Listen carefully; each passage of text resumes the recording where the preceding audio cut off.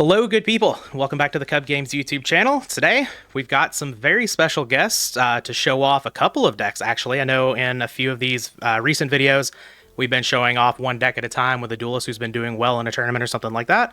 But I originally reached out to Picatron to show off the Chaos Warrior deck that he is noted for playing. And he actually mentioned that he did a best of 11 against AJT BLS recently, so we got AJT on the call as well. So we're going to be showcasing the Chaos Warrior deck as well as the Chaos Control deck.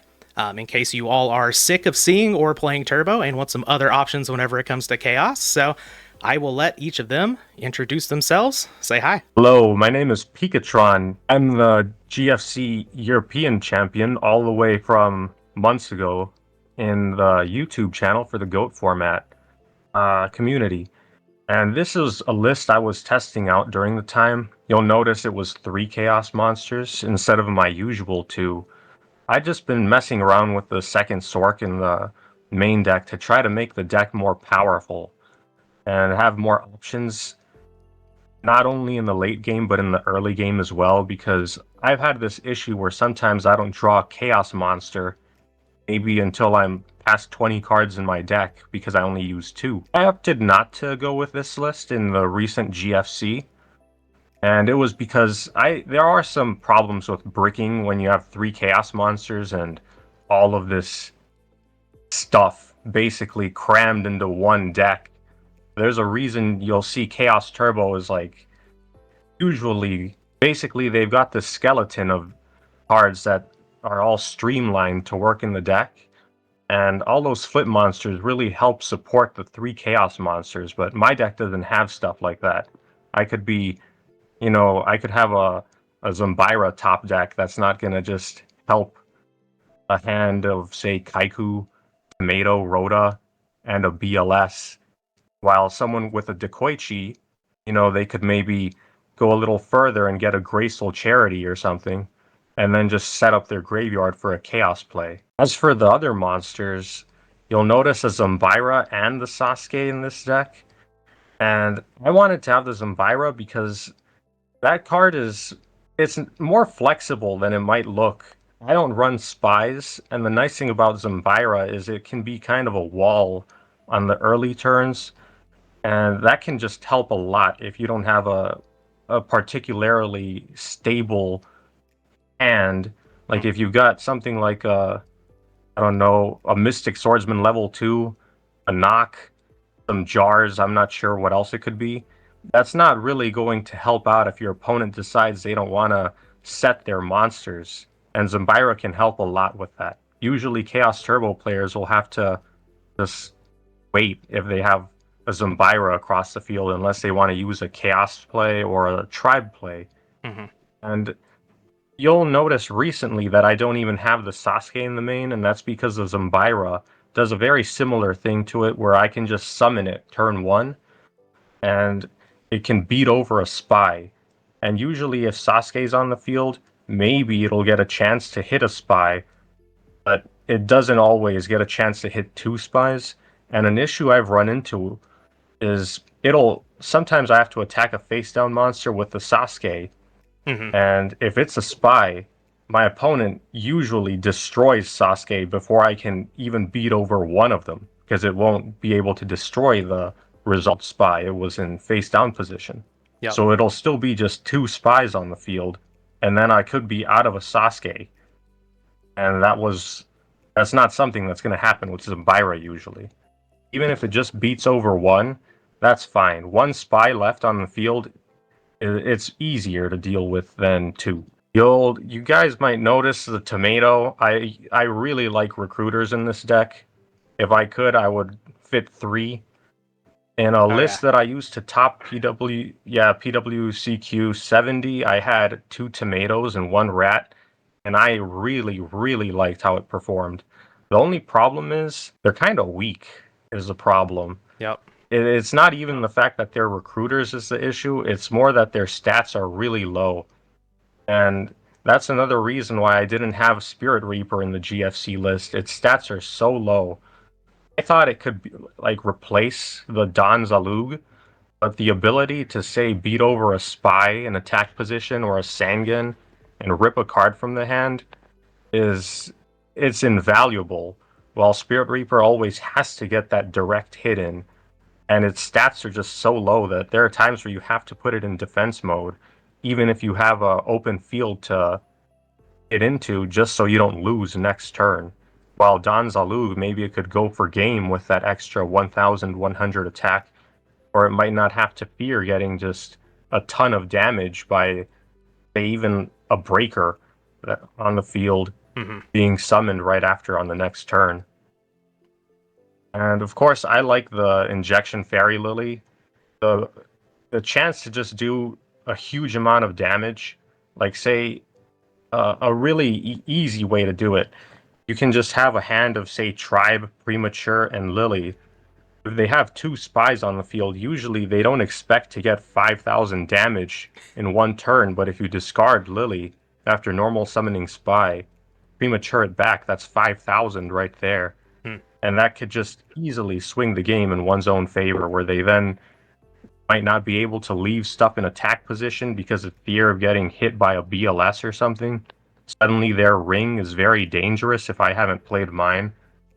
Uh, Yeah, I think this card is very the one underrated. funny thing is, I have to be careful with Injection Fairy Lily. Oh yeah. It's one of those cards. It's it's not as easy to use as it looks. I had a pretty considerable time getting it to be reliable in my deck.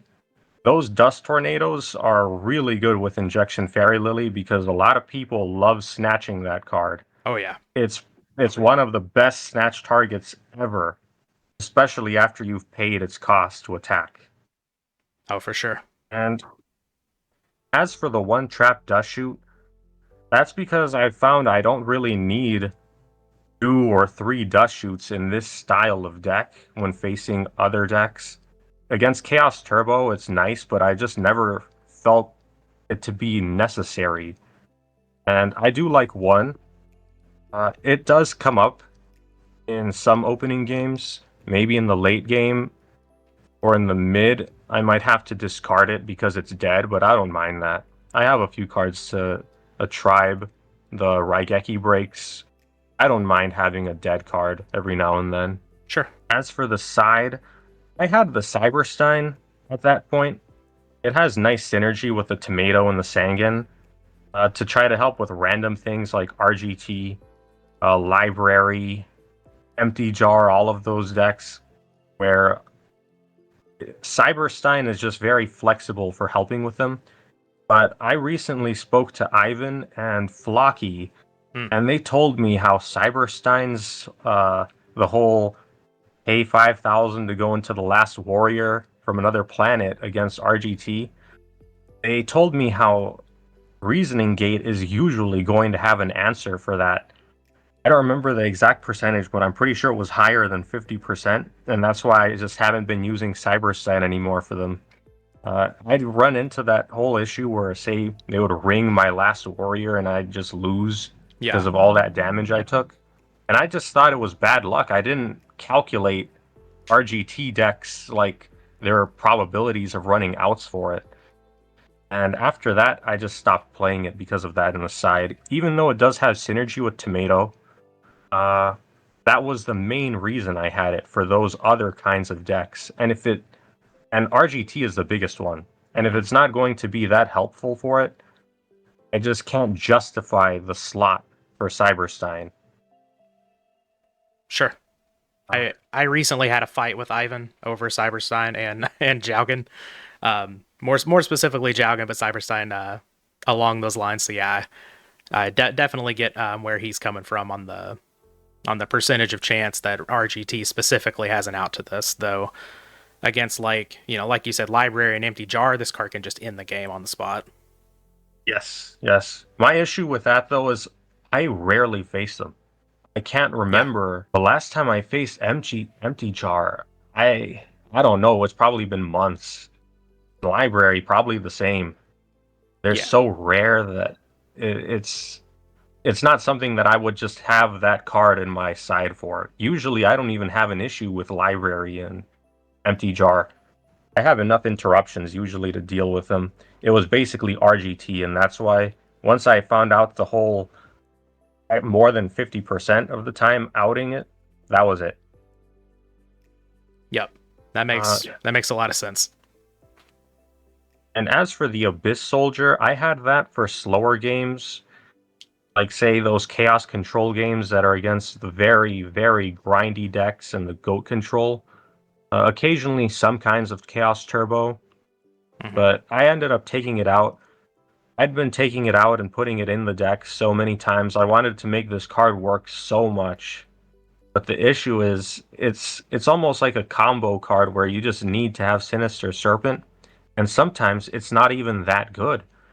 Say there's a field where it's just better to summon Kaiku. I've had situations where I've had the Sinister Serpent and the Abyss Soldier, but it doesn't make sense to even use it.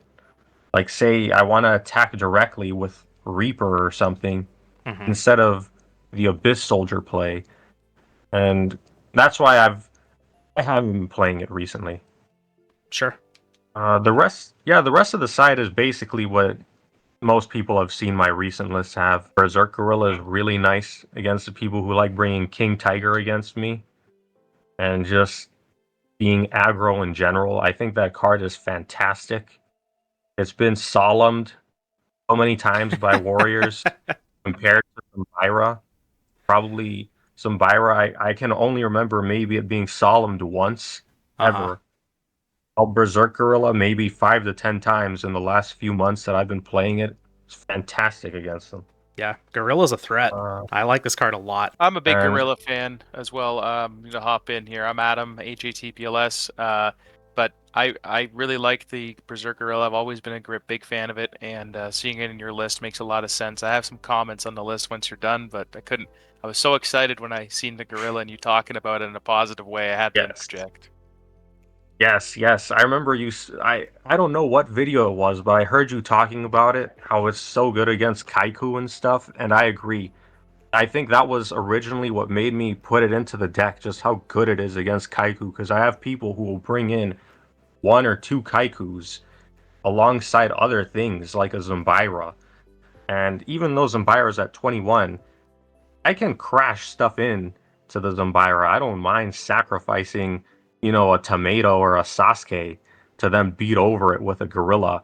I think that's perfectly fine because then I've got this pretty considerable threat on the field Yep. of 2,000, and their Zumbira's gone.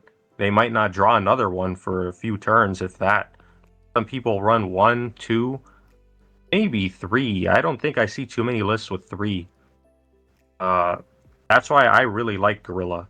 Even Warriors will bring in Zumbira, and you'll see a lot of times that they leave it on the field to like wall because they Hmm. don't want to crash it into like a back row.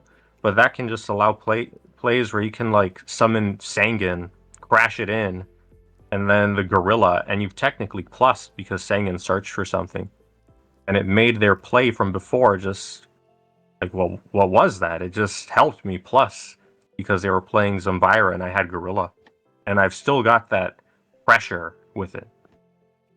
Yeah, absolutely. Uh, I have the new Doria for the same reason as Cyberstein. It's really good with Tomato. I don't like the card, to be honest, but this card is superb with the Tomato against, say, Catburn, at FTK, Yep. Cyberstein decks.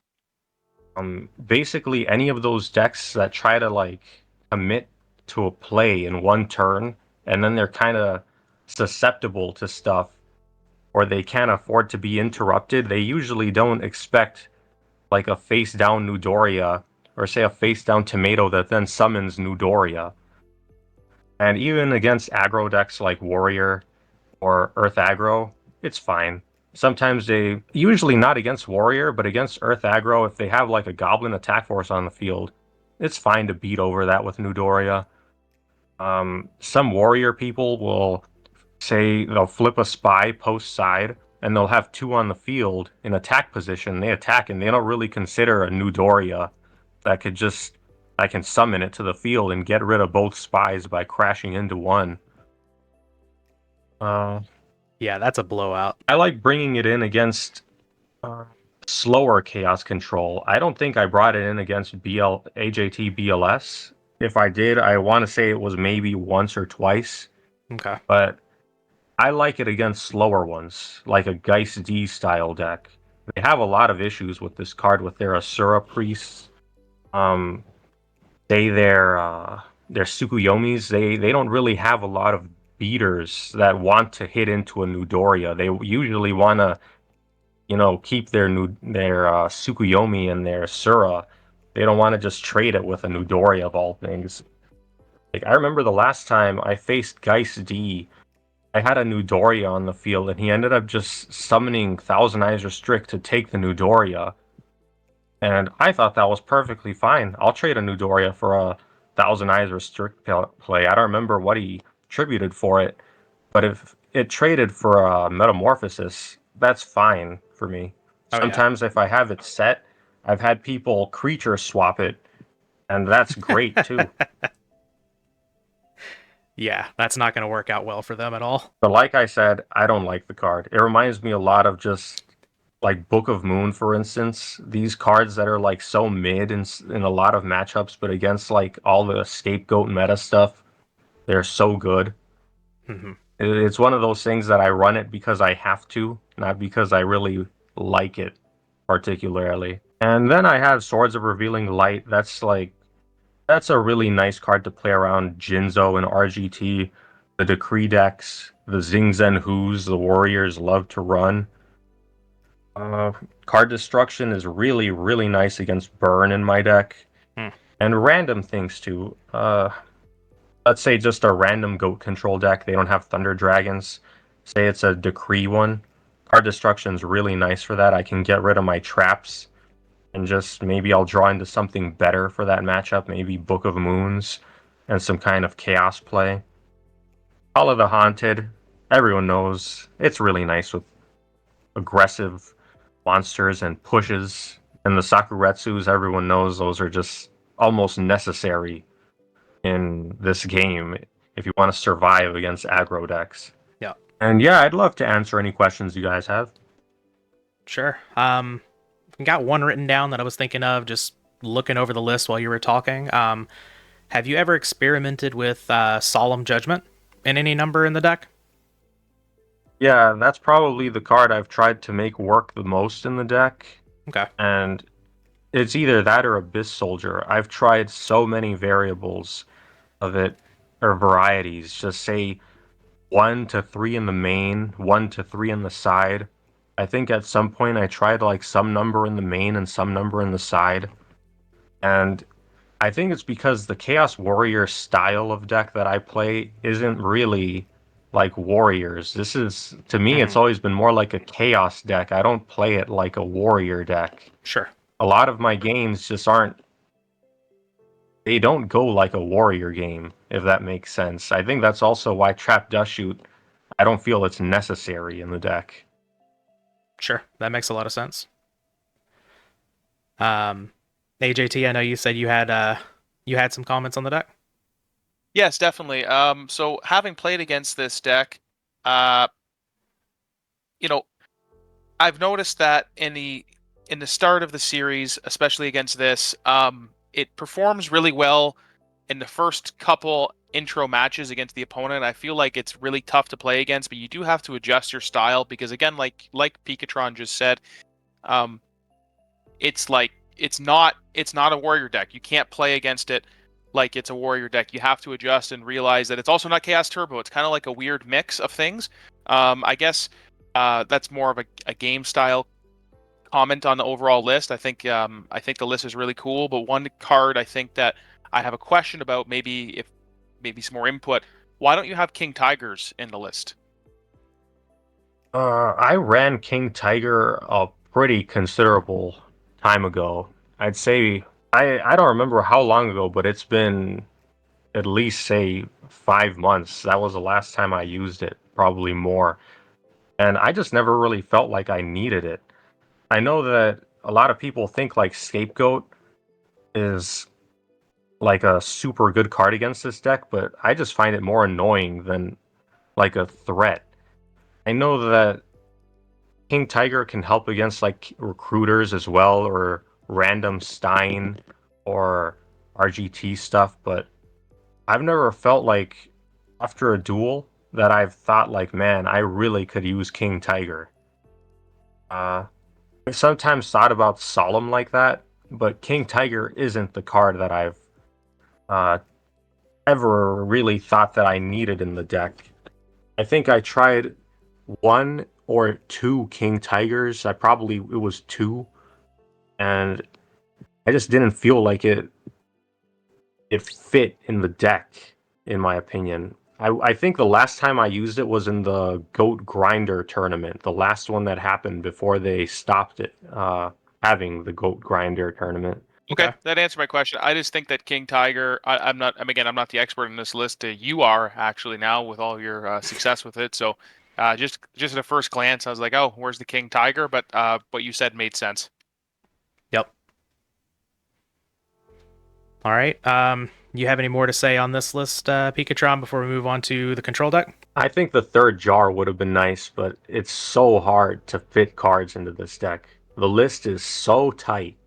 It's Yep. so extremely hard to cut even one card because it's like this balancing act trying to fit all of these cards that kind of contradict each other. And jars really help with that when you've got all these contradictory cards crammed into one deck. Uh, just being able to just get to important pieces of the deck. Say you open a hand of just chaos monsters, those jars are really going to help instead of say top decking like a dust tornado when you're getting beaten down and stuff. Being able to see two cards in that situation is just more useful than one in that situation. Yeah, that makes sense to me. All right, and up next we've got the Chaos Control deck that was piloted by AJT BLS here in our series of the replays we're going to be going over. Go ahead and get into it, AJT. Hey, so I'm AGTBLS, pretty prominent in the GOAT format community, very active. Coming back to it from a little hiatus, focusing on Edison, but I'm very happy to be back here and really grateful to have Kuhb in the community, doing all of the work that he does, and really good duelist, good guy. Met him many times at Grand Prix, and thank you for having me on the channel. Yeah, absolutely, always welcome. Okay, so let's go into the list here. So I decided to play Chaos Control for this. I was kind of wanting to test this before a major in-person tournament. I think we ran our series. We ran our series a month before the in-person tournaments I was testing for. I ultimately did not run Chaos Control. I ended up running Chaos Turbo. It was a good decision. I won those tournaments I was testing for, but the list didn't underperform or overperform in my opinion. It kind of just did what I thought it would do in a small scope. But let's talk about the monsters here. So 19 monsters. It's very similar to the Chaos Turbo standard lineup, except you do not have Night Assailant, and that's literally it. I mean, there's no Night Assailants and no 3 Decoichis. Now, a lot of people do not run Gravekeeper Spy in their Chaos Control list for obvious reasons that it conflicts with Scapegoat, especially at a multiple of 3. The reason to which I was trying 3 was actually, that was kind of the whole premise of this test. I wanted to see if 3 would work consistently and fine, and I honestly didn't really run into many issues with the Scapegoat confliction in the Gravekeeper Spy. And for those who don't know, the confliction is that if you get heavy stormed or something and you chain Scapegoat and you have Spy behind it, you're clogged. Or if they attack your Spy and then Heavy Storm, for whatever reason they're reading exactly its Goat, you can't activate Scapegoats, can't summon the same turn, and also it clogs yourself, right? So it just took a little bit to navigate to run the 3 spies, but I felt like it was worth it, just having the extra opportunity to draw the open a copy of Spy in my hand, and also have a another target for when I Tsukiyomi loop. Tsukiyomi came up a lot in our series, and it was a very pivotal card, as it always is with Chaos Control. Tsukiyomi is kind of your power card, your normal power card outside of your, Magician of Face and your Sorks and stuff. Suki's very important when you're piloting Chaos Control. Mhm. Nothing really special in the spells. Decided to go for the 3 Metamorphosis, 2 Scapegoat ratio. I feel like that ratio has changed as of late. I know people are doing 2 meta, 2 goats, but I think 3 is fine. It allowed me to have a lot of cool OTKs versus Picatron in this series. It's an aggressive card when you have a lot of cards in your possession. Yes, they're neg ones, intrinsically because you're tributing to bring out something, but in game states where it doesn't matter, like you're just going to vomit a whole bunch of damage or set up a kill shot, that neg one doesn't really matter. Like bring out a Sork, banish, then meta. Those are plays that came up. Mhm. And then the trap lineup, it's relatively standard. No torrential in this list. I feel like that might have been a mistake.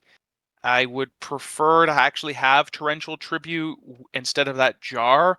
Okay. The reason being is that the torrential with chaos control has some cool plays that you can run, and plays that come up, such as you try to bring out a Thousand Eyes, priority target, and then they'll use ring, and you're like, okay, I'll chain torrential.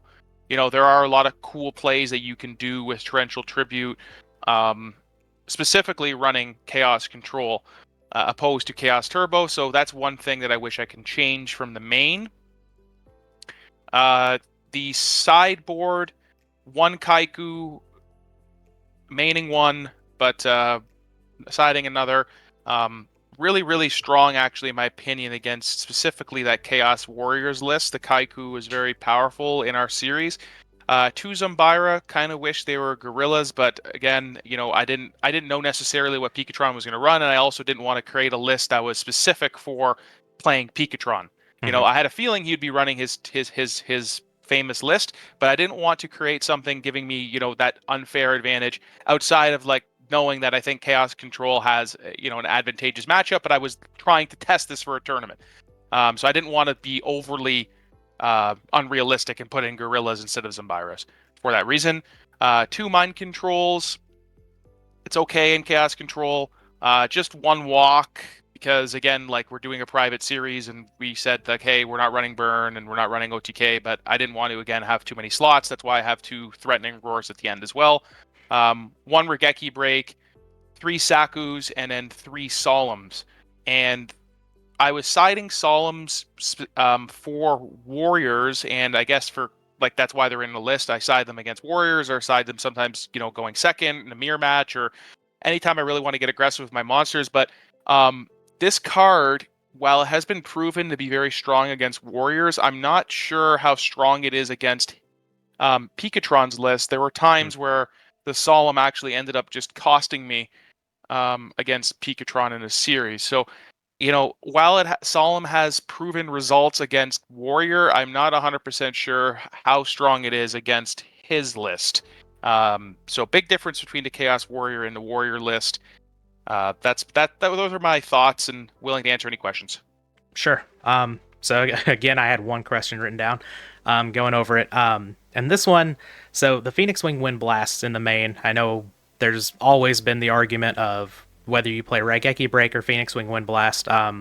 Whenever I was first getting into goats, trying to do it a little bit more competitively, I actually saw one of your interviews from, I think this was before GGPs, a long time ago. You were playing a list with Phoenix Wing Wind Blast, and you mentioned one of the things that drew you to it is it has a very pretty ultimate rare. How much of a draw is it for you to play Phoenix Wing Wind Blast because of that, or do you think you should have been playing Raigeki Break, or is there some other reason that I'm just missing? Well, obviously, card art is cool. I Yeah, think I just said that in the interview. It's just like an added bonus of running Wing Blast. Getting to flex that ulti nice in person. sure. I think Wing Blast and Regeki Break, while they're discard traps, when you're piloting a deck, they accomplish similar but also have different uses. Regeki Break has the obvious advantage of killing something, but that can also be a disadvantage. An example of that is killing a chaos monster when they have no more materials possible. You can make them dead draw a chaos monster next turn. Okay, so you could have situations like that. Also, killing a set Sangan. instead of putting it back to the top of the deck. Not a neg one if you're using, proper discard fodder, you like Serpent or Thunder Dragon, Night Assailant, I guess, whatever. But I mean, again, this is just Wing Blast versus Regeki Break. In general, I am a Wing Blast fan for multiple reasons. I have experience running both. I feel like Wing Blast can be harder to properly play than Regeki Break because it forces you to make decisions, whereas with Regeki Break, you probably wouldn't do that. Like, I like the idea of Wing Blasting set cards for my opponent because now they're drawing back potential dead trap dust shoots if I play around to the next turn. It's more of a complicated card in my opinion than Regeki Break. However, I will say this, against the aggro matchups, I do believe Regeki Break is mostly better, just overall, than Wing Blast, and also obviously against Burn, Regeki Break is a clear winner. Getting rid of floodgates is better than spinning floodgates. For sure. Just for what it's worth, a player of your caliber, I wouldn't expect you to pick cards just based off of card art. That just seeing the card in here specifically jogged up that memory. I'd completely forgotten about that. Sounds video. like something I would say. Yeah. Sounds something like something stupid I would say. It is a very pretty ultimate rare for those of you who haven't seen it. Picatron, did you have any questions or any insight on the build or anything? Yeah, what do you think of a third Magician of Faith in this kind of list? I've tried it so many times, running Control and running Three Faiths. It feels so good on paper and it sounds so good. I just never found success with it, and I was never... I haven't practiced running 3 Magician of Faiths in years, long time. Maybe when I started the Chaos Journey, I was trying 3 Faith. I personally don't like it. I'm not saying it's wrong. I know there's been great success with it. I could be mistaken, but I think Alvarado ran 3 Magician of Faiths in his famous World's winning list in the main. So obviously it can win, and it has good success when piloted by good players. So it's just not for me. I have not practiced enough with running 3 Faiths. So I chose not to do that. And as for the Phoenix Wing Wind Blast argument, I use Raigeki Break because the deck that I use isn't... it's difficult to say, but it's like, if I have Solemns, because I have a Chaos Warrior list with Solemns, I play that style very differently, and then Phoenix Wing Wind Blast with Solemn, in my opinion, is just... it sometimes wins games on its own like that. And then Kaiku becomes extremely powerful with Phoenix as well. When you have a combination of Solemn, Phoenix, and Kaiku, it can be almost impossible for Chaos Turbo to beat you, or even Chaos Control. I really like Wing Blast against Chaos Control and Goat Control, any of these decks that have combo pieces. Putting them back by 1 turn, that could easily cost them the game. And like you said, though, against Warriors, it's different. They can just top deck and win with that 1 card sometimes. And you don't say Wing Blasting a Mystic Swordsman level 2, maybe that doesn't solve the immediate problem. While Wing Blasting, I don't know, a set Scapegoat, that could be a huge play against a Goat Control deck. Right, making them draw back things. Wing Blast is also very difficult against aggro because there are... well, it's not really difficult. There's just plays that you need to... sorry, I'm going to take it back. It is difficult, but there are some advanced plays that you have to look out for. Like, if you're facing a Kaiku on board and you have a set monster and they use Rhoda, a cool play is to Wing Blast chain to the Rhoda so that the Kaiku is not on top of the deck.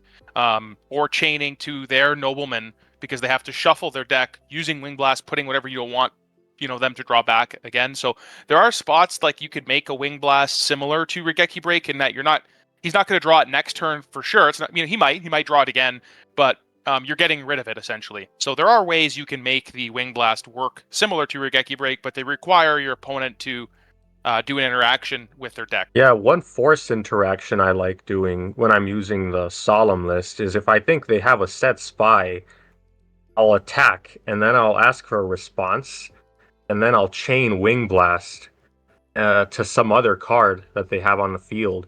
So when their spy searches, if it ends up being a spy, it shuffles that card back into the deck. I really like those niche things with the Nox, like you said, their own Rhoda. That I love that kind of stuff because being able to shuffle a card into a deck, that's better than Raigeki Break in my opinion. I like the flexibility that Phoenix can have with other cards, but by itself, I usually prefer Raigeki Break, but when you have the combination of like Kaiku or even just Trap Dust Shoot and Phoenix Wind Blast, it's very, very strong. I agree. That's are all those reasons usually the reason why I pivot to that card. That makes a whole lot of sense. Yeah. I hadn't really thought about a lot of those. Obviously I play a lot of like hyper aggressive combo lockdown decks, so I don't play a lot of Wing Blast. So that's a bit of an eye opener just for me. Against you, Kuhb, I think I want Raigeki Break 9 times out of 10. But against the vast majority of tournaments where you show up and 50% is Chaos Turbo or mirror matches, I'll take my chances with the Wing Blast. That's fair. AJT was there for my And noted GGP run with Pac-Man. Yeah, I wouldn't want to be against that list with Wing Blast. It doesn't sound very fun. Are you saying something, Picatron? and I noticed the mind controls. I'm guessing that's for Chaos Turbo, basically. Do you feel that that's necessary when you have the triple Trap Dust Shoot, the Phoenix Wing Blast, and even the metas if you really have to, alongside the Nox already? I don't think 2 is necessarily needed, but I still value mind control a lot. I mean, it's again a hard card to play, but I have 3 spies in my list, so I can mind control a spy and I'll get a spy in the mirror match. I can also hold my mind controls for chaos monsters if I really want to be careful. There are also interactions where you can actually, it's a rare play, but it comes down to Tsukiyomi again with mind control. If you mind control a Sork, you can banish one of their guys, then Suk the Sork down and banish the Suk. So you can get a +1 using the Sork effect with mind control. So there are some ways to actually get pluses that are not as obvious as mind controlling a Magician of Faith, taking back your own pot. I think mind control is still necessary because taking a flip monster, using its ability. So like let's say I take a Dekoichi, I draw, so we trade the effects. I draw for my mind control, but now he gets back a 1400 vanilla. Okay. And that was his summon on his turn. And then next turn, I could try to run it over with Kaiku, Tribe, or my own Dekoichi or something. So I could cash in a plus eventually from it. So I think mind control, even with the 3 trap dust shoots, is necessary in my opinion. I like it at 2.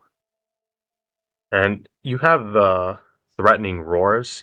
Do you think that one T roar and one scapegoat in the side would be better than 2 roars? No, I don't, because against combo decks, I think Threatening Roar, is just absolutely massive. You just chain it to Trinade or chain it to Heavy, and there's a lot of times where they are really, really requiring their play to go off, like those cat decks. I used to be a cat deck player, and from my experience running that list, Threatening Roar was always my worst nightmare. I don't really care about the goats because obviously Panda can run over the goats. So I think I still lean towards Roar. Yeah. Yeah, I also wanted to ask about the burn matchup. How do you find it with this deck? The burn matchup again. Remember for our series, typically if I'm going to a tournament, I'd probably have 2 walks. So we could pretend that maybe one of those other cards are just a walk. I'm not sure what I would reduce, but I'd have 2 walks for the burn matchup. Burn matchup is okay with this list. I mean, you just you side out your scapegoats, reduce on metas. Just your only meta play that's going to be nice is maybe making a Thousand Eyes, taking a set, tributing for Thunder Dragon, or making a Sork, banishing, then making Senshi. So you don't really need 3. Scapegoats are a huge liability, obviously against burn. It's okay. It's okay against burn. It's not as good as Chaos Turbo's matchup against burn. But this is a close second. I'd prefer to be running Chaos Turbo than this against burn. Yeah, I think that's all of my questions for it. All right. I suppose we've got a couple replays coming up. Then we can get into those. All right. Here with the first replay.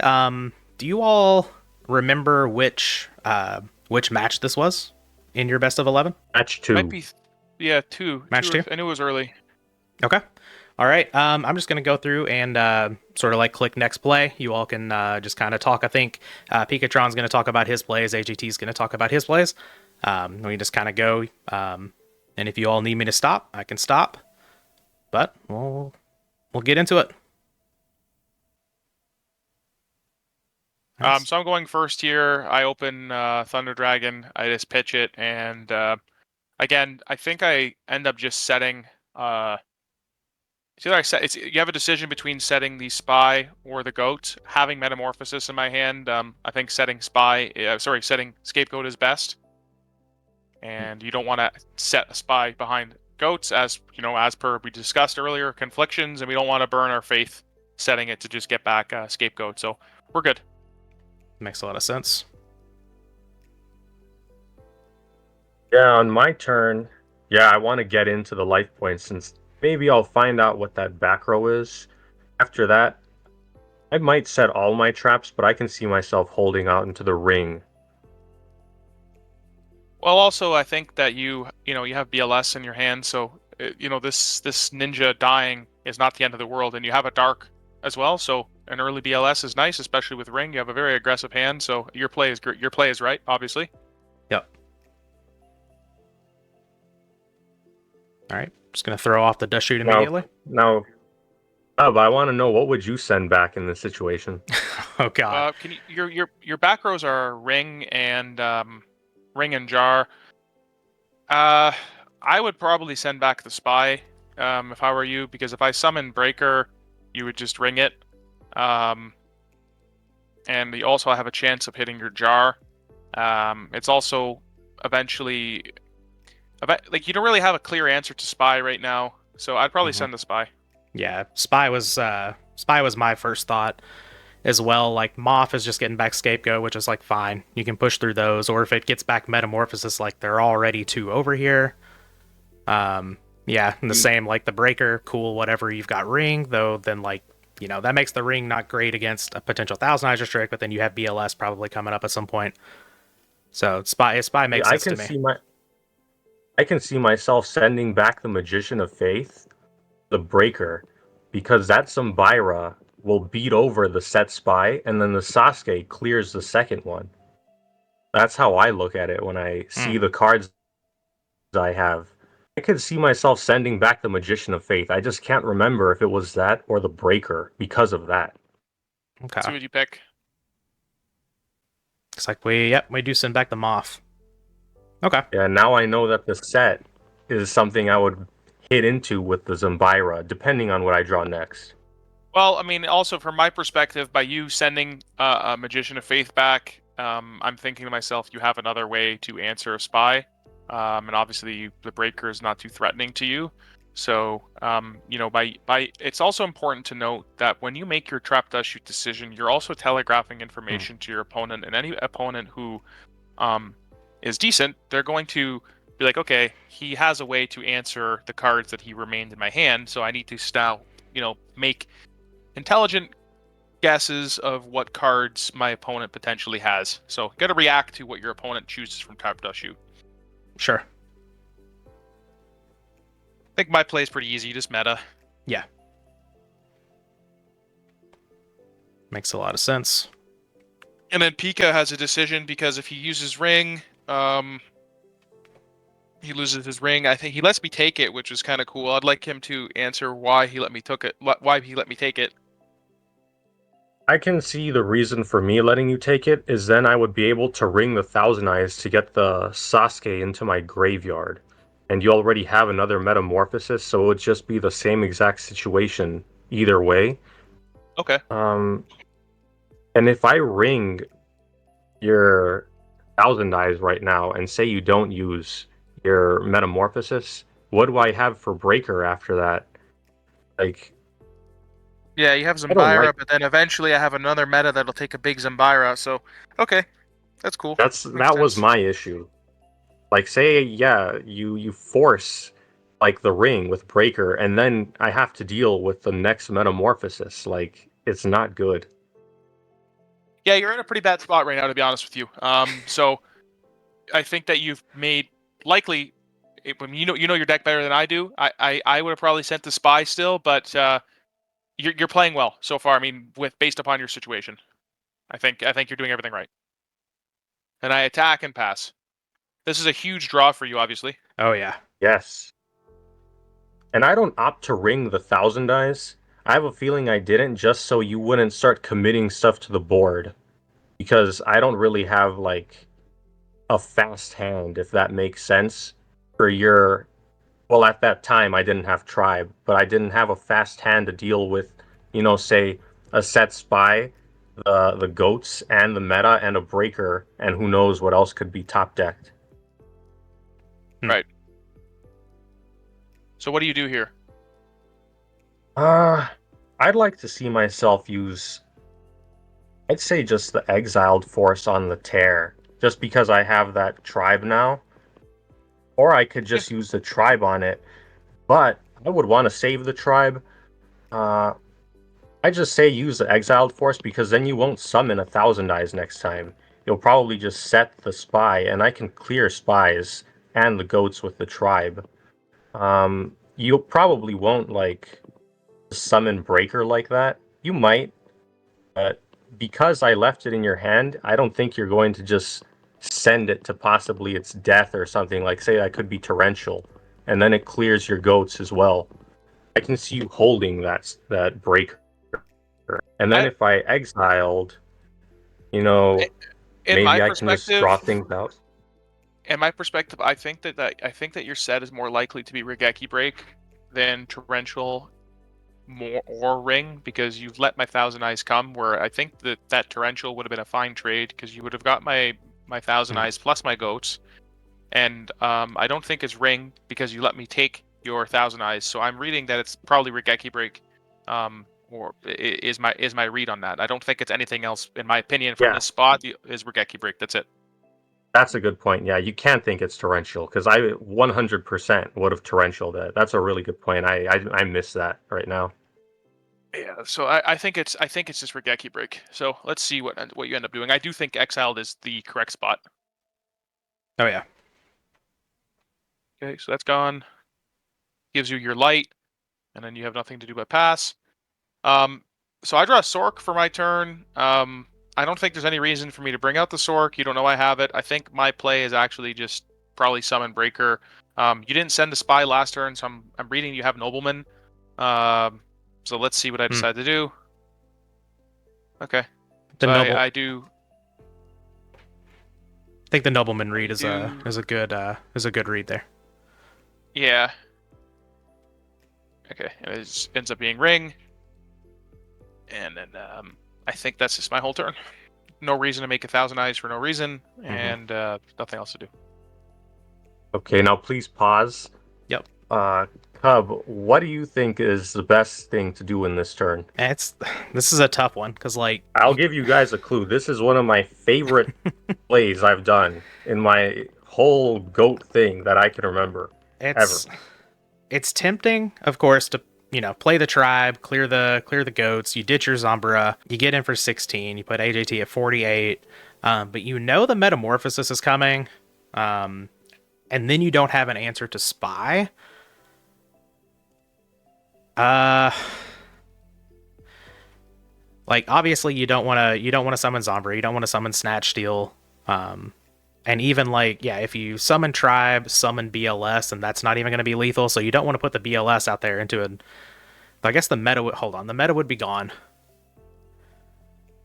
My aggressive nature, knowing that the goats would be gone, would be to summon the tribe and just ditch Zumbira and get in an attack for 16 and try to hold up a potential lethal turn with BLS and Snatch Steel. Because the metamorphosis is no longer going to be able to make a Thousand Eyes restrict. I think that would be my play, not knowing about the Chaos Sorcerer. Well, even with the Chaos Sorcerer, like if the Sork comes down and banishes the tribe or even attacks into the tribe, then you do have a Snatch Steal for a Chaos monster out. So yeah, I think if I was in this situation, I think I would summon the tribe, ditch the Zumbira, kill these, and attack in for 16. AJT, what do you think is the best play? You're at 46. You know all of my cards except one. Um, you also know that if you present me a tribe and you pitch Zambira, I'm probably gonna think you have exactly a Chaos monster in your hand. I wouldn't know if necessarily it's BLS. But again, I'm reading you have Nobleman, so it's a tough spot. But there's also the world where like if you I think if you can sit back there and you're presenting the fact that you have noblemen pretty crazy to me, that you might tempt me to summon. I mean, I recall what happens, but you might tempt me to summon um, spy and just poke. And if I do that, I'm gonna end up losing, which is a very great outcome for you, obviously, considering how poorly you open in comparison to me. Um, passing is quite tempting. I don't think there's a it's not likely you die, so you could pass. The only way you would die is if I have BLS in my hand, and you would die, or I taught BLS. You would die to a Metamorphosis, Thousand Eyes, Tribute for Thunder Dragon, and a BLS summon. So Yeah, when I think passing. yeah, when I was in this situation, I noticed I had a game shot if you summon Spy.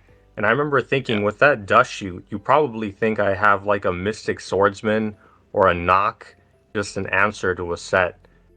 And I remember if I hold these cards and you summon that Spy, I can win immediately next turn.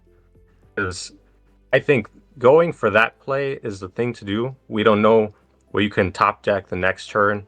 I could top deck something bad next the turn after that. And I really like the idea of just going for game in my next turn if you're reading that I have a knock in hand because of my dust shoot. Yeah, I think Yeah, I And think that's this what I passing is best play. yes. yeah, I think passing is the only other option. Like you're definitely not going to summon Zombra, and of course you're not going to snatch steal a Go token.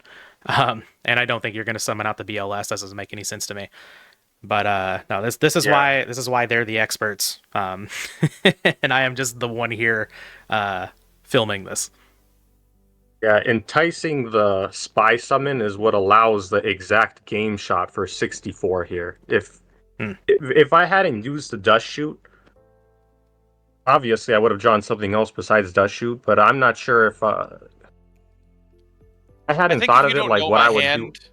if you don't know my hand, I think Cub's play of try pitch Sambira is probably your only play. Yeah, I can see that. But with Because you that have dust Snatch shoot as the and the follow up, right? If your only punish, the only huge punish is a Kaiku coming down, but then you can just snatch the Kaiku back. So you have a backup plan with Cub's plan here, but because you know my hand, I think your best play is pass. yeah, I love this play. One of my favorite plays. It's like making the game shot. I really like it. Okay, let's run it. Yeah, I thought for a decent amount of time too in this turn. Oh yeah. Yeah, and I draw Nobleman, which is effectively a blank against his deck. The only targets that you would get would be responding to his turn 1 T set, which would probably be like what his Spirit Reaper or his Tomato or nothing of value. Mhm. And I don't even set it as a bluff because Yeah, again I remember think I haven't tested for Breaker, I haven't tested for Heavy. I mean Heavy I wouldn't really care, but I haven't tested for his Breaker, I haven't tested for anything. And in my perspective, I'm at 64. There is the world where I do definitely die to the specific combination of, Tribe, a Dark, and BLS. But again, I'm reading one of his cards in his hand to be a Swordsman or a level 2, something of that nature. So I was just, Yeah. I remember this game and I was like, you know what? If he has it, he has it. And he ended up having it. So he has lethal here, which is really cool. Yep. I think it's interesting with the Nobleman of Crossout. I've heard people specifically talk about Picatron's list, or playing against it rather, and people will ask, "Do you leave in Knock against Warrior?" And they say no, but I specifically leave it in against Picatron. And now looking at the list and then like sort of the explanation of, well, this only works against this subset of cards. I would you even leave in Nobleman against this No. deck? Definitely not. Okay. Definitely not. I think I take it out every time. Okay. And then he kills me here. yeah, and I remember also thinking if I cleared those goats, AJT might set scapegoat, and then it's even more difficult to get another game shot. Hmm. But I agree about the knock. I don't think it's good against my deck, but because say 9 out of 10 people leave those knocks in against me, I just have to play around that. I always got a lot of people telling me to like side Moth, side Spy because they're so good. But if they're my only sets, and Yep. say 90% plus of everyone I face is keeping in both knocks. I have warrior players with knocks and mystic swordsman level 2. Then when I set one monster, they're always going to have an answer for it. And it basically just puts me behind one summon in one turn playing into that. Yep. No, that makes sense. I didn't even think about like whenever I was thinking about the play that I would make there, just the specific second scapegoat, and how that could be a deterrent from making the tribe play, and that makes even more sense. That was lethal, yes, yes. Yeah, I ended up scooping quick, and I was like, okay, that is lethal. Yeah, I was like 64. Wanted confirmation. Nothing was on the line for this, like in terms of like money or anything. But I don't like scooping prematurely. I wouldn't have reneged the scoop. You can't even do that really. But Yeah, I just wanted to make sure. yeah, for sure, for sure. It was just funny looking on the side there. Yeah, Yeah. it was exactly lethal. I opened 3 discard traps, so I do side in Regeki Break against him. Thank God I have a Thunder Dragon. My play Yeah, is probably just going to be pitch TD and set one of the discard traps.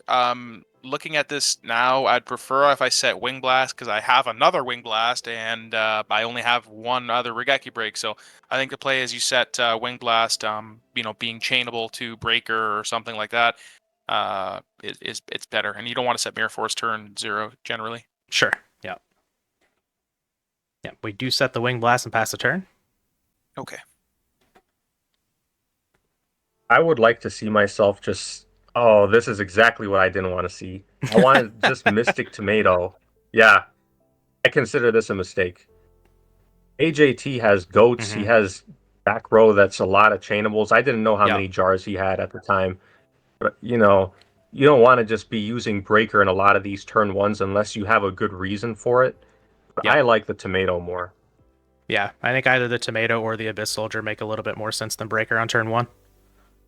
Yeah, like say AJT has Jar and Kaiku waiting in hand, like a Jar on the field and a Kaiku in hand. This is just terrible. Oh yeah. I It's a I don't waste think of a this is Breaker that in good that of a situation. play. Yeah, I think the tomato attack is the best. The problem with this play as well is that it's easily punished by a lot of my sets, and I generally try not to set non-chainables turn 0 specifically for breaker. Mm-hmm. And also the benefit of you not doing it would lean me to believe, okay, he doesn't have breaker. So in the future, you could get some value from it once my chainable stuff is used up, like eventually getting the grand prize of shooting a mirror force. The only non-chainable cards that I typically set turn 0 if I have to would be MST, obviously, which is kind of a problem of that card, and mirror force or Saku if absolutely needed. But yeah, this is probably not your best line. I think tomato attack I is agree. best. It's an outright Okay. misplay in my opinion. Well, then here, this is just gonna get spun, obviously. I think that's a fantastic Wing Blast too. The earlier that card is used, I think it's best. Yeah, I mean now I know you're drawing back breaker, so I can get rid of your breaker soon. I draw my own breaker. Uh, I don't generally like to summon breaker and attack for 1900.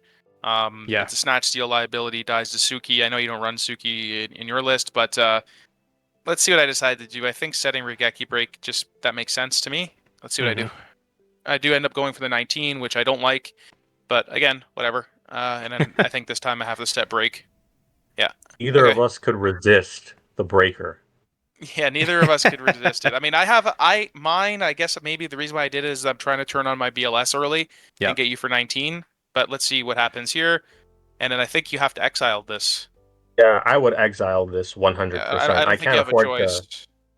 I can't afford to take too much damage this early on when I've got this monster clogged hand, maybe having to be forced to use a mirror force. I don't like the idea. I think exiled is the only choice. Yep. Yeah, okay. And then you can now set your mirror force pretty safely, Yes, knowing yes. that. Yeah, you have Kaiku. I remember seeing it, and I don't want to play into Kaiku, especially if I have an important monster like Exiled in the grave. I want to get rid of Kaiku immediately if I see it. So now, in my perspective, I have an active BLS. I don't have game shot anyway. I cut it. I draw MST. I know you have breaker in your hand. Um, I think a good play for me again is just passing, letting you summon breaker, and I'll shoot the back row. Yeah, okay, that's what I end up doing. And then let's see what you do. I want to see myself summon Mystic Tomato. I want to save the Abyss Yeah, Soldier. that's Yes. good. Good play. I should probably just take this. It's not that much life, and we can decide what to do if we top deck something else. I end up using it. Okay. Maybe because I'm thinking I can bait you to bring out Breaker and I MST next. Let's see. Hmm. So I draw Solemn. I think my play is just set MST and pass. Yep. Good. That makes sense. Very trap heavy beginning. I think for you, your best play now is probably to bring out the Breaker. I would like to see myself bring out Sangan. I really like Sangan as a beater because no one likes to, no one wants to mirror force Sangan. No one wants to really Thousand will suck connect. ret. I always like beating with Sangan. It does so much chip damage. Okay, 1000's gonna go. Obviously. Yeah, that 1K can be a menace sometimes. I still don't have lethal because I have no way to keep your Sangan up with Suki. I think just passing, yeah, just pass. Is there any thought to setting Tsukiyomi there? No, because I know he has Breaker. If I set something, I don't Sure. want it to die. Sure. Yeah. I can see myself summoning Breaker now, but I wouldn't be surprised. Yeah. I was gonna say I wouldn't be surprised if I summon Abyss Soldier. Usually I like to hold it for monsters because that thing is like people like getting rid of it pretty fast if they see it. But I think this is fine. Yeah, Sure. I think so too. Okay, so 26. Now you're applying pretty good pressure here, and then you should probably set dust. Yeah, it's good. 2-turn clock. I think my turn. It's just gonna be. I have a couple options here. Bringing out BLS, I don't think is necessary. Again, I think Suki attack the Breaker seems pretty good, and then setting some back rows. I have Solemn and setting up a kill shot again with that Sangan. But I think Suki summon attack the Breaker is a good play to start. I end up going the Magician of Faith route. Yeah, I end up going the Magician of Faith route. I guess that's okay too. We do set everything. Yeah, setting everything for sure. But let's see what Yeah, ends up happening. I like you just setting up some kind of BLS line with Solemn. I Yeah, think some that's sort of fine. kill shot here. And Like then if you top deck any monster and I say have one back row, that could just be the end of the game immediately. Yeah, I'm trying to go for a kill again, similar to how you did that to me in game 1. I'm trying to kill you in one turn here. And yeah, I remember we mentioned that in some game, how we can just immediately like win in one turn, and I remember you saying how 7,000 isn't safe against either of us. Yeah, it didn't feel safe. A lot of the games we had, like it'd be like guy just vomits 7,000 damage. You're like, okay, I guess I just lose. So again, generally, Chaos Turbo 7,000, you're pretty healthy, very healthy. But I guess Chaos Control, specifically this list, 7,000 did not feel safe. And then now this is just a good opportunity to use your Storm. It's one thing I like about this this control list. You're saying like 7,000 doesn't feel safe against control, which is almost like seems contradictory in a lot of people's minds. Yeah, it's just an aggressive list, man. It's got all the aggressive cards. And then I end up not solving it because I'm trying to value my life, and I should be spinning Breaker here, pitching Sook, of course. Yep. The Solemn's also gone, worth noting, from the Dust Tornado. Yeah. I mean, I don't know if I would have even Solemned it. Probably have to. I don't know. Yeah, so he gets a plus there. I would do the Abyss Soldier play now. This is basically one of the best uses of the card. Oh yeah. Yeah, in your perspective, this is a slam dunk. Abyss.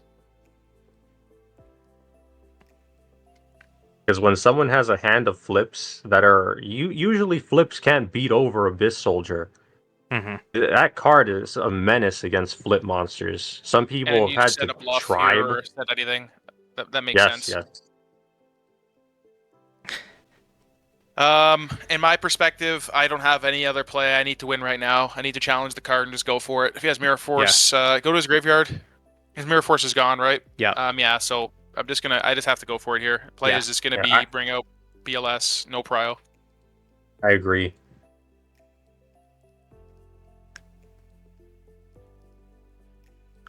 And notice I'm at 6,100 life points, Yep. and I just lose. Yep. Yeah. BLS is a hell of a card. And I think that's Alrighty. the thing with me and AJT. We're always looking for game shots like that. It was really cool playing against him because it was like any turn you could just lose out of nowhere. Yep. RKO out of nowhere. Yes. Right. See this I injection feel like fairy looking lily? at this hand, it looks really really aggressive. It actually looks pretty good. No Trinity, but it actually looks pretty good. Yeah. I would like to see myself. Oh, Raigeki break. I need to think as to why I did that. I want to say I want to Raigeki break a set monster and heavy storm, and then attack with Lily. That's probably why I did that. Yeah, Because I don't have a knock. sometimes you have no other play. I don't think summoning Kaiku is good. So this is fine. I mean, you don't have a nobleman. If I have breaker, I have breaker. But sometimes you just have to do it. Yep. Makes sense. I'd like to see myself set everything. I went a little too fast there. Sorry. Yeah, set spy. Yeah, okay. I'm just gonna do Yep. it all. Playing around delinquent, playing around trap dash shoot, and on from there. Yep. I love those plays. It could get punished. It could get really really punished if they snipe the Solemn with MST or break and then storm. But let's see what happens. To me, Yeah, I've tried those snipe solemns. I knew you had a solemn when I saw this, but usually sniping them just doesn't work out. That's Yeah. why I don't think I do it. I really don't think I do it. I would still go for the heavy storm and the Raigeki play I mentioned. Yep. yeah. Obviously this will get Solemn. So now you got me at 4,000. Not a safe place to be. Nope. We are just gonna set the DD Warrior Lady though. Oh, that's surprising. I would have just pitched the Mirror Force with the Raigeki break and started going either with the Lily or the Kaiku. It's easier to make the decisions now once you see the cards. But in real time, maybe you felt like you needed to get some presence on the board and set me up for future turns. I think setting DD Warrior Lady is probably your best play without seeing the cards. I like the MST set too. As for the Mirror Force, I'd want to keep that in hand just to pitch for Raigeki break if I have to. Sure. Yeah, you can't die this turn. There's no way. How do I kill through DD Warrior Lady? You're sitting pretty good. I don't even decide to flip up my spy. Reason being is if you go to my back rows, yeah, like it doesn't. I don't want to lose my spies to tribe. Priority pitch, and he doesn't have nobleman, so we can wait one more turn to flip it. He also doesn't know that that card is spy in the middle now, so hard to read it if he doesn't flip it up. So continue. Yeah, once you don't flip it, I would think it's Sanguine or Sinister Serpent. Yeah. Yeah. Once that happened, I'm pretty sure I just attack with DD Warrior Lady. That seems like the most obvious thing now. Mm-hmm. Yeah, that's probably the right move. You attack the old card for sure. I like the spy I have no hold. reason to Saku. Obviously. Yeah. I got exactly what I wanted. Oh yeah. Yeah, spy hold I think was a really good play. Yeah. And then now I also have a really good snatch target. DD Warrior Lady's probably one of the better targets for that. Oh, yeah. You don't commit another monster, which is good for you. Because I would obviously just snatch DD and try to ram. Yeah, I agree. No summons that turn. I think I do summon Breaker here. You could have Torrential, but I feel like you might have just flip summoned your DD Warrior Lady and Torrential yourself and try to attack. So I don't know what I decide to do here. I think I should summon Breaker, though. Let's see. Yeah, think about it and pass. I don't do anything. Yeah, I don't do anything. I don't like that. And Too I'm timid. guessing you set Magician of Faith before in case you top decked a nice spell. Yeah, since for you sure. had I none in mean, the grade. just wanted to commit. Yeah, I just wanted to summon. Wanted to keep up. And take my chances. And have a Saku. Yeah, you have so much defense. You can protect it, and you even had another Magician of Faith in hand. Some people might not want to set Faith when they don't have a magic card in the grave, but I think this is good. You could set up some huge double duo or pot of greed in If I one top turn deck just pot like or that. duo, you're gonna lose. Yep. Yeah, I also Maybe think not duo, but I think pot for sure. I think it's worth noting too that like if you just set the Magician of Faith, it's especially reading that this first one's probably Sangan or Serpent. The Magician of Faith, it's not like immediately usable for its effect. If it gets knocked with the second Moth in hand, that's totally fine, right? Agreed, 100%. Yeah. So yeah, setting it there makes a whole lot of sense to me. I like that. But I All right, believe so I believe the Saku's gonna DD Warrior walk. Lady attacked the Moth, right? Yes. Yeah. Okay. Yeah, we're just gonna get rid of it. Further showing, well, I guess that sort of shows that it could be Moth, but I don't think it really shows a whole lot. Because I didn't summon, yeah, obviously a Thunder Dragon, I'd probably summon Blade Knight because nothing can beat over it.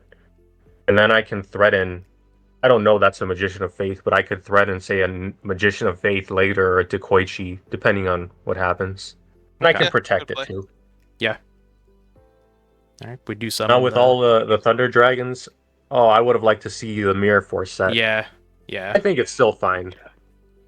I mean, I could have Storm set though, but I guess you just chain. But well, whatever.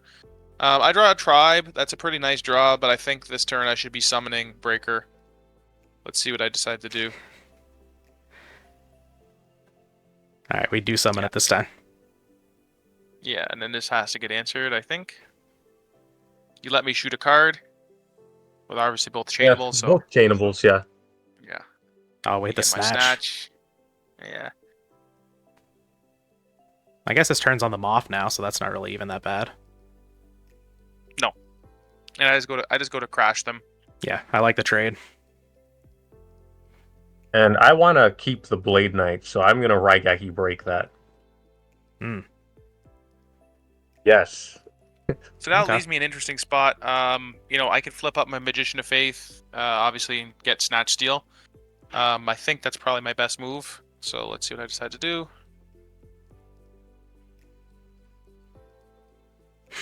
Big think on it. Problem with flipping is obviously you're taking damage, but I mean I do have a Regect to break set, Yeah. so I do take back Snatch. I'm wondering if you use it. Yeah, you probably do, just to have guys, I guess. And we've already tested for Tribe for many turns, so it's likely you don't have it, and your Storm's already in the graveyard. Mm-hmm. And then you draw Call, which is huge. Yeah, that's a massive Yeah. draw. What I would do, I would just summon Kaiku and beat over the Moth. Yep. That's what I would do. That was my instinct. It's tempting to go Lily and put AJT all the way down to 900, but Kaiku's kind of massive here as well. Oh. You're going for Lily. I mean, you have Call, but I mean, obviously this is just never going to walk. It might, but I mean, I don't think I can allow this to happen. I think I have to pitch Magician of Faith. Yeah, I was going to say I might have sent Lily in because I knew it wouldn't survive, is the thing. I can see myself wanting to just call back Lily later. Like, you think it's basically gone, so it's another threat just no longer there, and then I can do a Kaiku play or something. I like the idea. Yeah. I draw Solemn. I feel like that's pretty good. I think my play is just to set the Solemn and attack with Blade. Keep Tribe in hand. Yep. And then Pika, I think you just easily take this. There's no reason to call back anything. I remember talking to a friend about this play. I remember what I did too. I end up using Tribe and pitching both because I really want to just win this turn. And I was thinking, like, what are the odds of that back row being something that can stop it? But I remember really, really thinking about, like, pitching Kaiku, if that was even the play to make. Because I can just crash and save the Kaiku for next turn, but I remember really wanting to just get it over with this turn like that. Yeah. Well, the Blade Knight is at 2,000, so. Yeah, there's no. Yeah, it is at 2K. Oh, never mind. Yeah, I couldn't even crash. Never mind. Yeah. I'll just have to do the Lily beat. My Solemn's set, so I'm gonna have to take 16, obviously, and then if you try to call, I'd have to Solemn. I have to Solemn or I'm dead. Yeah. I just realized I did a misplay. Oh, it's difficult to tell, but I didn't play around Solemn by calling after because you ended up paying less. You would have paid 2,000 instead of 1,200. Yeah, a little Hmm. bit. Okay. One of those subtle little things there. Yeah, it's easy to say these things like after I've seen it happen. Like I don't know if I even would have at that point thought it was Solemn after seeing one in the grave. We didn't know each other's lists at this point. Mm-hmm. What's your back row again, Pika? Mirror Force. Yeah, so I mean, my play is just I bring out Sork in attack mode and banish.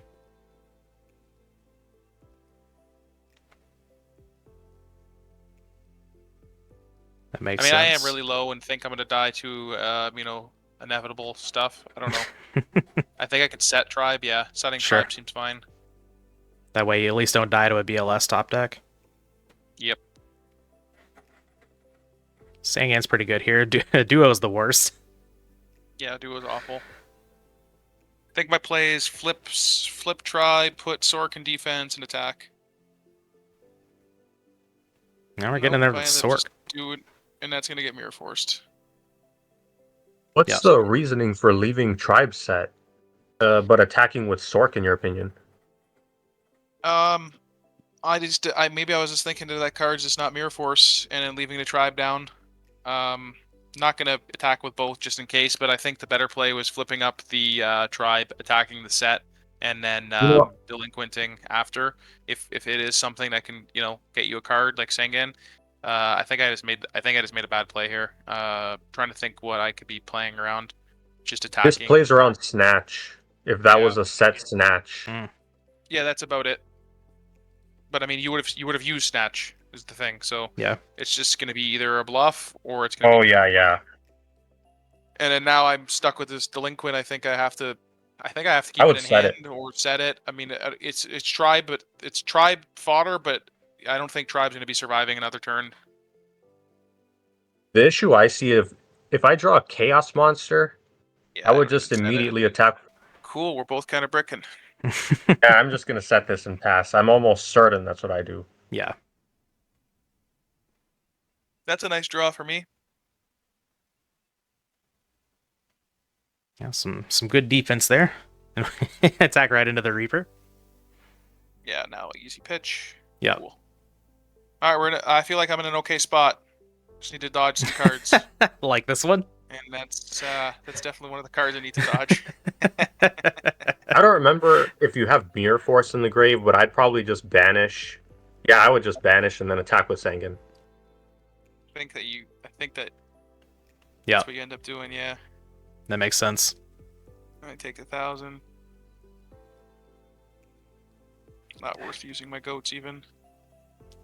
This is just a miserable draw. Yeah. I think I had to leave it in hand. Yeah. Setting doesn't really do a whole lot. No. Nope. Especially with a drawn exiled force, I guess. I mean, you've tested And that yeah, I would macro. just- It's not torrential. You could summon exiled if you wanted. Yeah, I would summon it.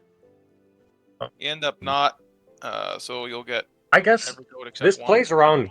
Yeah, this specifically plays around Scapegoat, but I would prefer to summon Exiled Force. And then just leave the BLS in defense. To say that's a Mirror Force. Well, I guess I probably thought if it was Mirror Force, I would just search with Sanguine and then have a monster that I would play, and then the Exiled Force would clear something else. I think that's what I was thinking at the time. Yeah, and then this is just game. I have no. I have one play. It's gonna be spin the BLS. Yep. I don't even do it. So I'm trying to represent that I have Mirror Force, I guess. And you don't fall for it because you drew Prima. Yep. Okay. All right. So that puts Picatron up, what, 2-0 in the series, if I'm reading the... No. No? We had won the first two. This was game 2. AJT won the first one, and I won the second one. Oh, okay, Yeah, okay. So it's up 2-1. 2-1, okay. Cool. All right, and then I believe we've got another replay here from AJT. Yeah, so this is later in the series. At this time, I was kind of adjusting to, the Chaos Warriors play style and how my deck interacts with it. I find personally that I do better later in the series of best of 11s or best of 21 or Hmm. whatever it is, because I think that watching the replays back and seeing how my cards interacted with other things helps me play at maybe a different type of style and make different type of decisions that I generally wouldn't make. So I prefer longer series. This is a replay later. I think I play okay in this one, so let's go ahead and go through it. I was outplayed by Pika in the last one, specifically game one. I think that was really, really well played, because if I just set the spy, I think I win. But I wanted to not play into Nobleman, and it ended up costing me. Okay. And to note, we have AJT down here on the bottom now because AJT is the one who sent me this. So we do have sides flipped a little bit, but just for those of you keeping along at home. I think my play here is just set spy and pass. I don't really see a reason to set Wing Blast. Makes sense to Yeah, me. classic play. I think tried and tested. Yep. Yeah. If there's no And knock, then- you're way ahead every time. Pika, what are you doing? Yeah, I would summon either, I think Blade Knight, because I don't have defense. I can see myself getting, I wouldn't. I was going to say I could see myself getting level 2, but that could easily be a set Sangan, which a lot of the times is going to happen. Yeah, I didn't would set just any go for Blade protection. Knight. It's easy to say when we see the cards, but I think Blade Knight is your best choice Yeah. here. Yep. Because odds are the set monster isn't Spy. You have Oh, it's more not. flips. Yeah. But in this case, it was. Yep, and then set Jar, only option. Yeah. I draw a pretty bad draw. Obviously, that's not what I was looking for, but I think I can set my Wing Blast now because of just how bad that draw was. But I choose not even to do that. Make you come to me. I have a lot of follow-up with that Heavy Storm, and I also have access to 1,000 Eyes if needed, so this is fine. Yep. You have to use your Jar, of course. You're just, Looking, for an looking answer. Looking for something here. Yep. I think I would set the tomato. I'm not sure if I would set Reaper, but We are in game one. I do have Noblemans, but I think you still need Oh, to okay, find out what okay. the cards are in my hand. I think setting makes sense, or summoning, but I think you should probably Yeah. commit something to the board. if I am going to do something, I think I would summon just because it's turn 1 and it would be the tomato and probably set Dust Tornado. That's what I think I would do. All right, let's see what you do. Yep. There's the Yeah, tomato so you're and the playing around dust. the Nobleman. Yeah, nice. I think my play is just Heavy Storm, set Magician of Faith, use meta, suck up the tomato, and then crash. I think that's a good play. Or I can not do that. Let's see what I decide to do. It's easy to say when we see the cards. I just choose to set Wing Blast and actually set the Spy. So I'm playing again really passive here. Yep. Kind of just doing controls thing. Like I'm cool with the spot I'm in. Yep. Yeah, I think that's fine. You can save the Metamorphosis for a game shot. I think, I didn't do anything for the spies last time. I think this is great for you to just sit back. I just ate a Nobleman here. This is probably the best outcome that I could have gotten. Yeah. So, Yes. And I'd probably just set... ooh, you exiled I one. probably would have just set the Tornado, but I'm probably just thinking I could just top deck another Rhoda or a Sasuke or the Zumbira that I'm maining, and then that's the end of the other spy. I think this is fine. I don't Yeah. know. I don't agree with it, to be honest. I think you should probably wait to try to top deck something else. Exiled's very powerful, but I mean, you know your deck better than I do. I would not do that play. No, I I'd agree, probably but just I hit think Reaper. it's fine, but it wouldn't be my first choice today. It's easy though to say that when Once you see I'm the cards, seeing it's so everything. easy. Yeah. And then now I think maybe a meta play because you're down now. You're only at 2 cards. Let's see what I decide to do. Think. Yep. So I'm gonna now. I don't know why I put that card in the graveyard. Maybe I was thinking it was Ring. Strongest Mirror Force destroys Yeah. Heavy Storm destroys monsters. This is easy. You take the tomato and you attack the blade. Oh yeah. Yeah, I like that a lot. And then now next turn you have an opening. Yep. Take 200 and that's it. I'd probably set the Reaper. I think that's the only play to do. I might have set the Serpent, but I like the Reaper that if you attack into it, That's just basically an invincible wall unless you have a Chaos Monster or a Snatch. Yeah, but I think that I'm probably just going to suck up the set and ram it into the Blade Knight. Let's see what I do. Yeah. I'm going to jar. Oh. I draw Sook, so it's even easier. So I'm just probably I'm gonna suck up the set, Sook reset, suck up the blade, the rare double suck, The rare double suck. and then 16. Yeah. And I mean, this is like now nearing unlosable. Yeah, this is Way too brutal. helpful. Raigeki Break clears the tear, but like at the cost of everything. I guess there is a serpent, but Yeah, I was Oh. gonna say I could see myself setting Serpent and Raigeki Break just to buy a yourself turn. Yeah, you get to buy Yeah. yourself a turn. And then I think that summoning would be fine again because I have Sork and I have another scapegoat and I have Snatch. Like this is just nearing unlosable. So I think summoning the Sook is fine. Just Yeah. playing into TT doesn't matter. Yeah. Yeah, doesn't matter. And then obviously let me take it and pass. Same play. There's a Sork we have. Yeah, we've got Dark Light online over there as well. Yep. And then now you're going to get your Serpent back, and then you have kind of no choice. You have to kind of do something. So Yeah. Yes. playing from behind, your chances of winning are low, but this is probably right. Yeah, I would leave the Kaiku in hand for just in case I need to use Raigeki Break. I probably am going to have to with all the cards in hand. I think It's I'd like one to of see those- myself use Snatch. I'd probably use Raigeki Break here. You let me get no. it. I think you're trying to bait me to Sook it down. Oh, yeah, Get it yeah. face down. Okay. Yeah, I'd seen Tsukuyomi, yeah.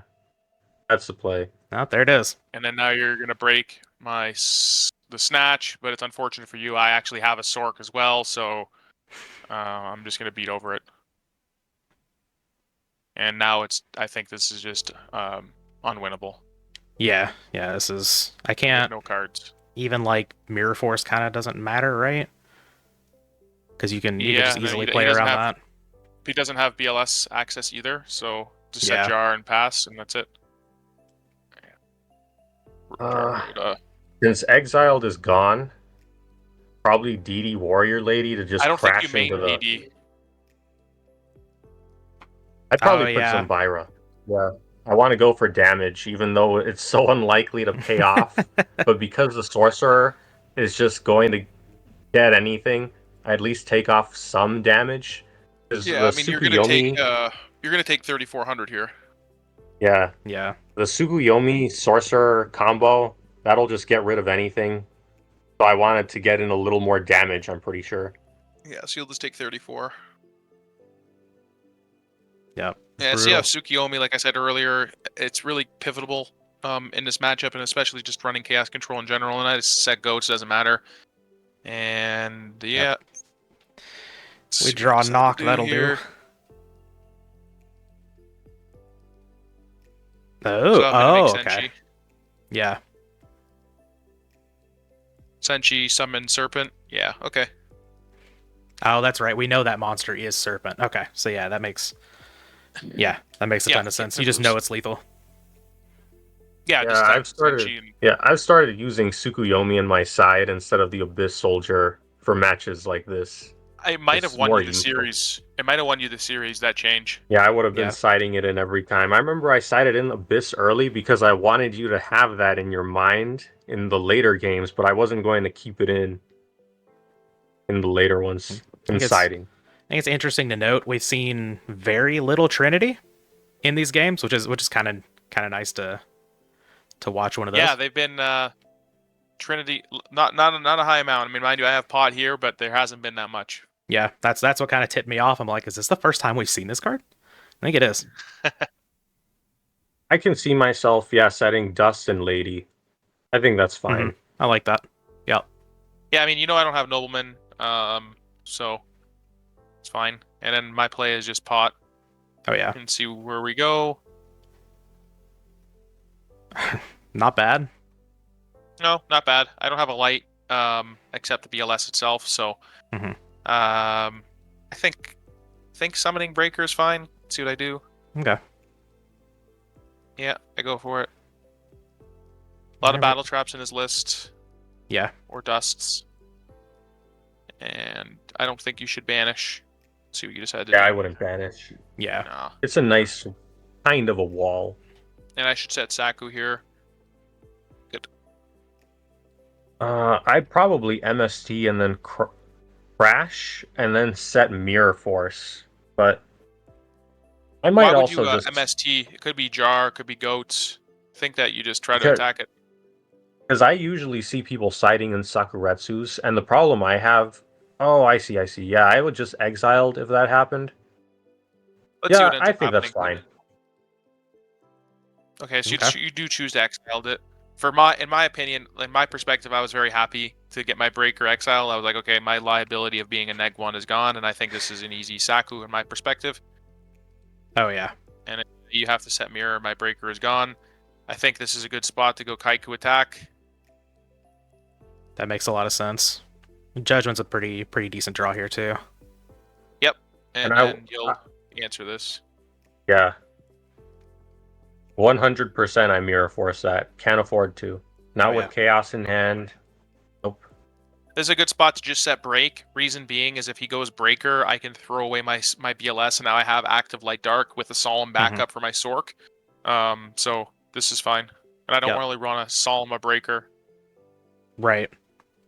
And you don't It's too really want to expensive. protect your break from a heavy storm by activating the No. Solemn Judgment either. Exactly. I think. And then Nope. Yeah, that's the only play. Yeah.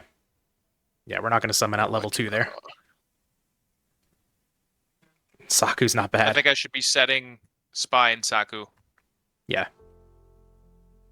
I could even bring the Solemn if I want, but let's see what I decide to do. I decide to bring it. Okay. All right, so I'm really committing to this play here. And if you pro set Storm, I'm just going to have to pay half. Yeah. I don't hate You it. get my Saku. Yep. Nice. Yeah. Draw tomato. One of those 50-50s. I'm not sure if I MST first after seeing the Sakuretsu like that. I don't know. I'd probably not do it and just send in the Mystic Swordsman. But Try. no priority. Yeah, I'm saying you'd probably just try with the level 2. I don't know if you end up using MST. Let's see. Yep. There it is. You do. Oh, and I do. And hit the break, okay? I let it go through. Yeah. I don't think I'm going to solemn this, knowing how Yeah. I don't think I would pay half to protect this to even, you could have Nobleman in your hand. So or premature burial. I think I just let this go. Yeah. I was actually thinking I about do. whenever you set the judgment, I was like, would you even judgment a knock? And I think you might even let that go. I would. So, I would yeah. for sure. So, yeah, letting that go makes a lot of sense. I have a lot of ways to get over this level 2, and it's only 900 right now, and I have a set Solemn. Snatch I'm not going to use either, but so I'm just going to pass. But Yeah. I'm like a Thunder Dragon away from just winning. Yeah. Zombra not the best. Yeah, this is the only play in my opinion. Just attack with both. Yeah, what are you missing for your Sork? You're just missing a Dark, right? So this is fine. Yep. Yep. Yeah, Torrential Mirror Force not even that hurtful. And I like holding the Zambira. Some people will set their, special summon their Chaos Sorcerer in defense mode, and that beats over that. Yeah, I was on Zambira for this, so it is something to consider. I draw a ring. I mean, I probably just set ring and pass. I assume. I don't think there's a reason to burn my Snatch yet. Yeah, Let's I agree see what with that. decide. Oh. I do Snatch. Tomato. All right, well, I'm really committing to... I mean, this is a +1. I'm running it over, and I'm going to set ring. I can always just ring the tomato. I do have Solemn set, but I don't know. I don't really know if I necessarily like this, but again, we can see that he has only 2 cards in hand that aren't really doing much, so... Thunder is a decent draw, but you already had your light, so... Yeah, I think the only play is to summon some Vira and go for the attack. Yeah. See what I decide to ring. I might ring the tomato. Yeah. I'm saying interesting choice here. Yeah. I do ring the tomato. Yeah, it's less life, and it's the Zambira can't hurt me. So this is kind of one of those downfalls of Zambira. Like if this was Gorilla, I'd ring the Gorilla. Yeah. Absolutely. I might play around Dust Shoot because it's game 1. No, this is game 2. We're in game 2. Oh, okay. Then I'll leave it. Yep. Yeah, I just pass. Really need a light. Don't get it. Yeah. Uh, Any I mean, light here? this is kind of what happens with this list. And then I have 2 back rows here. I wonder what you decide to do here. You're in an interesting situation. I could have gone for game, but No, it's it's insanity. usually that's not going to work out. Mm-hmm. Especially through 2 back row, you could just have set scapegoat. I think the only thing to do is summon a chaos sorcerer. I already have another one in hand and just attack. I don't like the idea of sitting back and doing nothing while you're maybe drawing into these combo pieces that'll just win immediately. I wonder what I would do against a Sork if I would Solemn. No, we're about to see. Let's see what I decide. Now you let it go. I let it go. Okay. I'm really just gambling that I'm going to draw something nice. I mean, Yeah. it is what it is. I'm going to die if you had another piece anyways. Mm-hmm. So let's see. So hypothetical, if you did Solemn there, then Picatron, would you go for the other Sork for lethal? Yes, 100%. Okay. The only reason he would solemn the sorcerer is because that's his last option. Yep. That makes a lot of sense to me. And we need help here. That's help. That's a nice draw, definitely. I mean, we've been bricking a lot of turns, so we had a lot of outs, actually, on my turn, having already a Metamorphosis. Mm-hmm. I actually don't really... Can you go to my graveyard? I'm trying to see what cards I would be bricking on. Delinquent, MST... Is that the only cards that are actual bricks? Heavy? Delinquent, MST, heavy? Sork? Yeah. I guess Everything else is... Any set monster that Zombra could get over.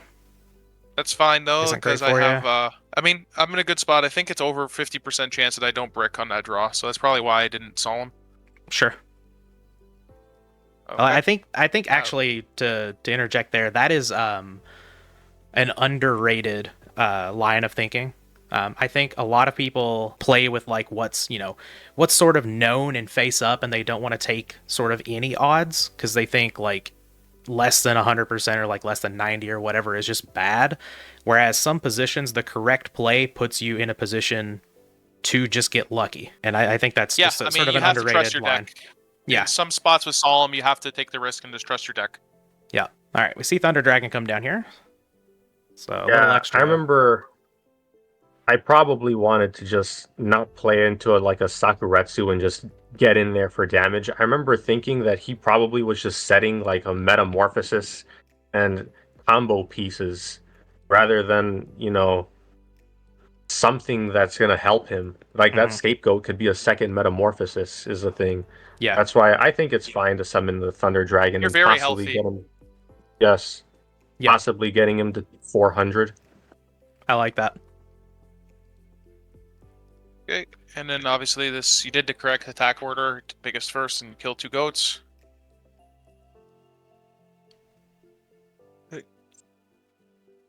All right. We well now That's a nice yeah. draw. Yeah, now double judgment is awesome.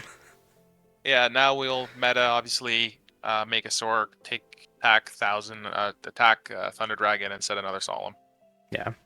And now you're protected So, against. Yeah, protected against it. So had to trust the deck for a turn. And it sure did deliver. Yep. And we've got we do still have Dark Light, but like you're protected against Chaos Monster. One card in the hand is Thunder Dragon. You're protected against Ring as well. I'm probably going to Solemn this Sork. Yeah. That's gonna come. Yeah, I think I would slam Yeah, the I Solemn think Judgment. Sorcerer is the only play right now. of Is the course. first thing to do. Yeah, let's try. Use the oldest one. Absolutely. Yeah, I noticed that as soon as you ripped off that one. I'm like, that is the correct one to use. Did I not pay And enough then life? set Oh no, there it is. I fixed it. Okay. Yeah, and then set Saku, that's the only thing to do. I wouldn't set both. There's the Thunder Dragon. I think I have game. So Solemn. yeah, I have 6,900. A very, very nice amount. Yeah. So yeah, this is tribute. Bring out both Chaos Monsters attack per game. Yep. All right. And these kinds of game shots, I don't remember the exact amount, but I remember this stuff happening to both of us. We were on the receiving end of each other's one-turn giant pushes like this. Where just like a huge amount of life points would just happen out of nowhere. But funny enough, I'm pretty sure almost all of our games went to game 3. Yeah, and that Yeah, that, they that did made it a lot five of and the five, time. even it up. Very nice. So I know you all talked about in some of the deck profiles from earlier that you all have made some changes to the decks and stuff like that. So for those still watching, the decks that we wanted to show off the decks that were in the replays, of course, just so we weren't showing cards that weren't actually in the profile or whatever. But I know Picatron has continued to work on this list and continues to play in tournaments. AJT, have you played very much Control after this? I know you said you went with Turbo for the events you were testing for. No, I haven't played much Control since the series. I have success with Chaos Control uh in previous tournaments. I've won with it before. Never with this exact version, but wanted to test it out. Haven't played it since, but I'm not opposed to it. I think Chaos Control is always going to be in an interesting spot in the GOAT format meta. Okay.